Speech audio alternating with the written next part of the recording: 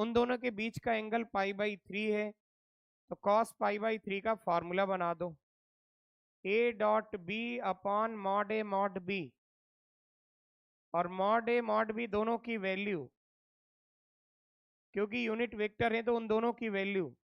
1 हो गई, तो यहाँ पे आया a डॉट बी और इसकी वैल्यू बता दो, cos 60 की वैल्यू 1/2 आ गया, तो a डॉट बी आ गया 1/2। ठीक है, ये बन गया आपका a डॉट बी। अब फर्दर देखो, दो वेक्टर्स दिए हुए हैं और वो दोनों वेक्टर परपेंडिकुलर हैं, तो परपेंडिकुलर का कंसेप्ट क्या था, डॉट जीरो, तो डॉट जीरो कर दो, लेमडा ए आया, 2b आया, और यहाँ है 3a माइनस लेमडा बी, और इनका प्रोडक्ट आपने क्या कर देना है, 0। अब इनका मल्टीप्लाई करो, तो इसका इसका मल्टीप्लाई होगा, 3 लेमडा आया, a डॉट ए मैंने अभी बताया है, mod A square, a dot A mod A square, इसका यहाँ करो lambda square a dot B, इसका इधर करो 6 टाइम बी ए या ए बी, बात बराबर ही है, और इसका इधर कर दो 2 लेमडा बी डॉट बी आया मॉड बी स्क्वायर बराबर 0। अब इधर पे वैल्यू रख दो, मॉड ए और मॉड बी की वैल्यू क्वेश्चन में कितनी दी हुई है, 1, यूनिट वेक्टर है, और a डॉट बी और b डॉट ए इन दोनों की वैल्यू, a डॉट बी और b डॉट ए इन दोनों की वैल्यू 1/2 आ जाएगी, मॉड ए मॉड बी 1 आएगा और इसकी वैल्यू 1/2 आ जाएगी, तो वो रख दो, इधर 1 आया, इधर आया 1/2,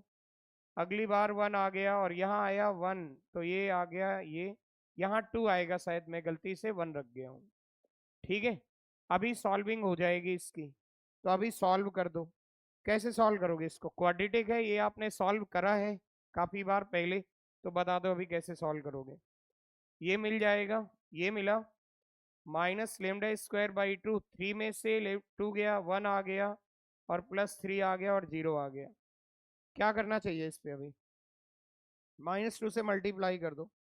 लेमडा स्क्वायर आ गया, इधर आया -2 लेमडा, और यहाँ आया -6 बराबर 0।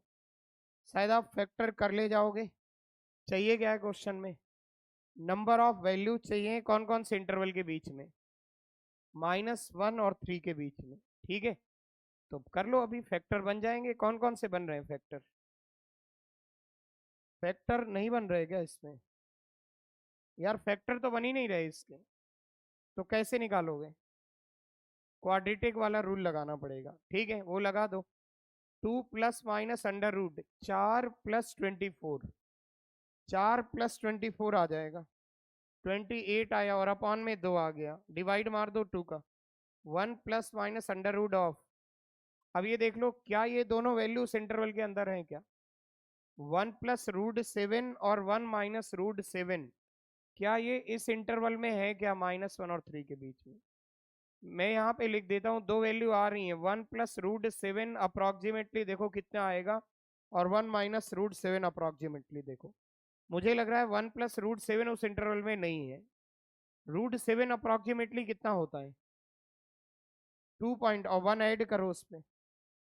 तो ये 3 पॉइंट समथिंग, ये इस इंटरवल में थोड़ी आएगा। नहीं क्लियर हो रहा है, ये 3 पॉइंट समथिंग है ना यार, तो ये उस इंटरवल में आएगा ही नहीं, -1 से 3 में, 3 के आगे जाना ही नहीं है ना। इसे बताओ, ये 2 पॉइंट समथिंग है और 1 में सब्ट्रैक्ट कर रहे हो, -1 पॉइंट समथिंग है, और ये भी उस इंटरवल में नहीं आएगा, तो एक भी वैल्यू नहीं आ रही, तो आंसर आएगा क्या कोई, 0 ही कर दो।